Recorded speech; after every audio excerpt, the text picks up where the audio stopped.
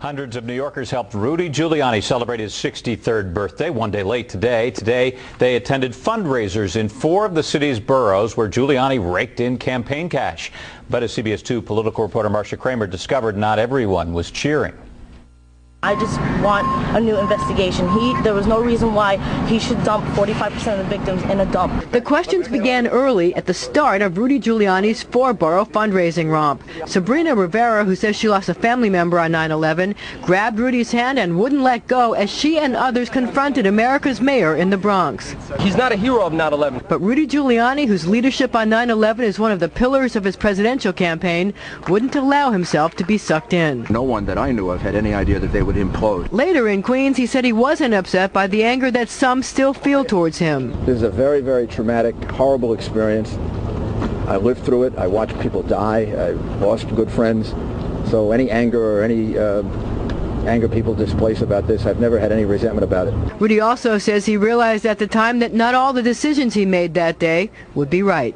I made like 10, 12, 15 decisions in a row, and then I'd take a little stop and I'd make a little prayer and I'd say, God, you got to make them right now. Campaign officials say Rudy expects to raise $500,000 from his day in New York. In Queens, I'm Marcia Kramer, CBS 2 News.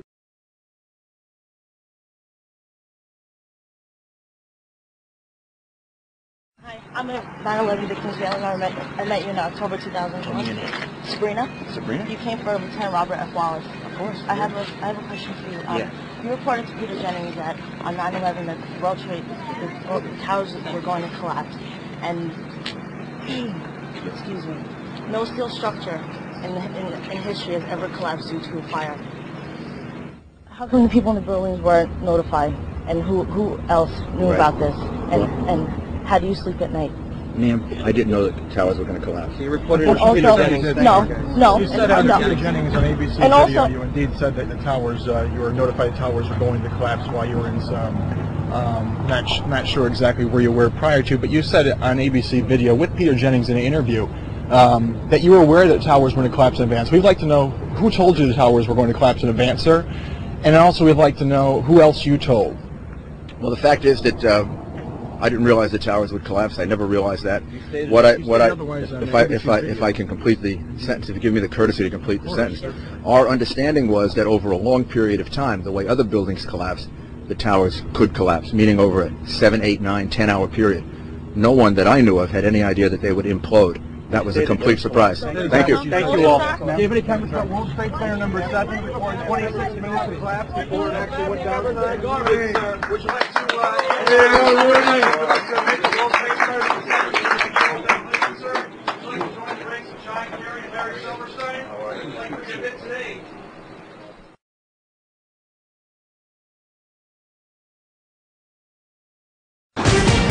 Radio City Music Hall, just a couple of blocks uptown from Fox World headquarters.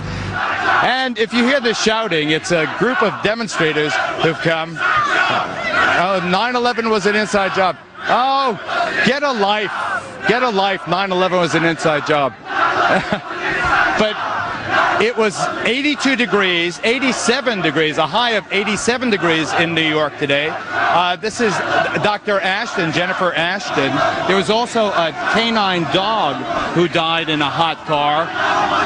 Why is it so dangerous? How do cars get so hot? Right. Well, Geraldo, the important analogy here between pets and babies is they're unable to sweat. Then the animal goes into multiple system organ failure and dies. Here's an experiment that we performed today. Take a look. So, Dr. Ashton, here are the cookies. We literally cook these cookies just from the heat inside the car. Exactly. The proteins in our body literally become denatured. They separate, and that's how people die. Judge Pirro, put the microphone close by your mouth. Should this mother have been given a free pass, as she has been by the authorities? Absolutely not, Geraldo. And the truth is that she left this child alone in the car before other mothers whose children suffer far less damage or injury have been prosecuted. Okay. Let me do an update now on the death of an immigrant worker up in Mount Kisco, New York. You might recall that a guy with a criminal record who had been in trouble a lot, who'd been in and out of the drunk tank, was found dead a 42-year-old homeless illegal immigrant from Guatemala named Rene Perez. Fernando Merteo. Fernando, thanks for being on. Now, you called on the cops to solve the killing of Perez and the other immigrants who have died in that area over the past few years. Now a cop has been charged with involuntary manslaughter. Are you satisfied that justice has been done? No, justice has not been done. There's going to be a trial. The trial is going to go on for about a year. Well said, Fernando. You agree, Judge. You were the DA in that county. Absolutely, and I work with Fernando. And the truth is that when you have so many immigrants who are being killed and where the cases are not being looked at, it's a problem. This is only one case of many. There's no disagreement at all. Absolutely you agree. not. We're all on the same page. Deport them if they're criminals. Don't kill them is the point. Exactly. When we come back, we'll take you into the secret world of restroom gay sex. I think these demonstrators are all into restroom gay sex. And talk live with the Hooters girl who got booted from the plane after this.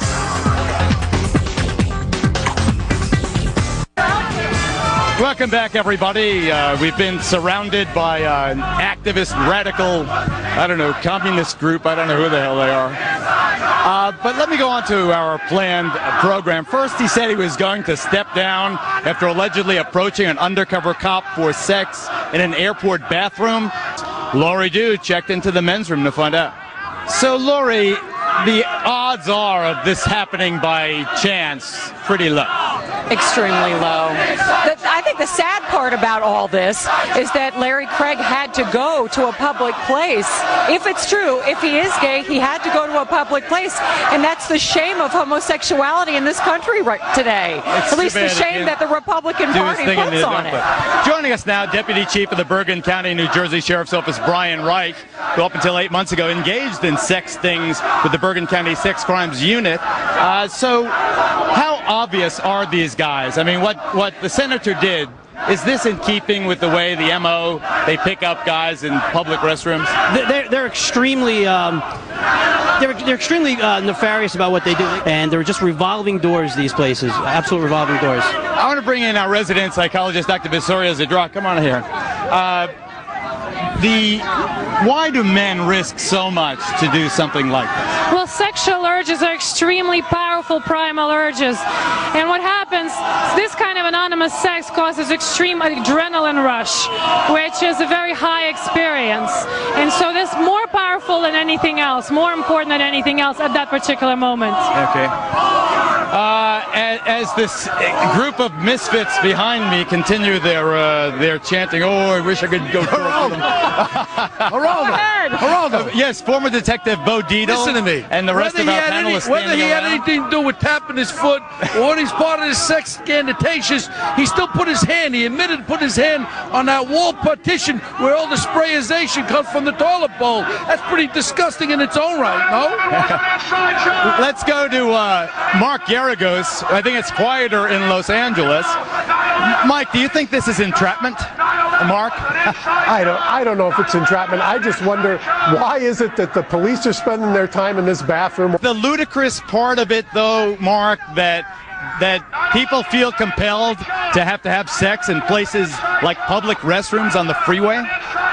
Well, there's something ludicrous. First of all, why is it it's always some right-wing Republican who gets caught with the little boy or in the bathroom? And why is it that guys feel that that's the only place they can go to have anonymous sex? I mean, you know, we're here in Hollywood. There's plenty of places to go have anonymous sex. And if you want crazy protesters, Geraldo, we have them up here as well. Right. Mark is absolutely right. It's the hypocrisy of it all. You have a conservative senator who has been anti-gay in terms of marriage and things like That's that. Why it and counts. he does this. That's why it's a big deal. That's why it counts. Yeah. I agree. Hypocrisy is awful, isn't it? Absolutely. It's all about hypocrisy, no question about it. Okay. Let's take a break. We'll explain why the ladies are all wearing these outfits. A crazy night here in New York after this.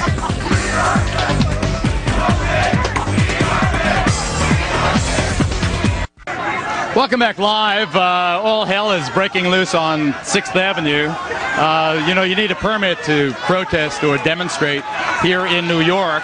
But this anarchist group came forward. They really are one of the least attractive groups of demonstrators I've ever seen. One of the leaders, I guess, if violence breaks out, don't worry, we can handle it.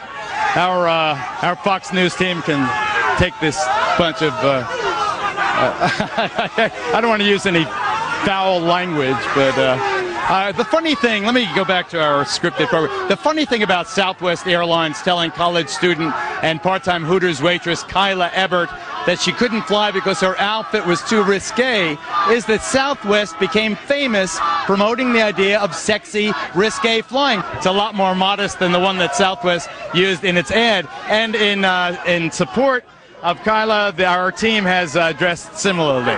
So did you realize that you're going to get caught in such a controversy? Never. I never imagined that this outfit would get me noticed for anything other than it's a very cute outfit. And when they told you to leave the aircraft, could you believe what was happening? No, and initially I wasn't told it was because of my outfit. I couldn't imagine what they would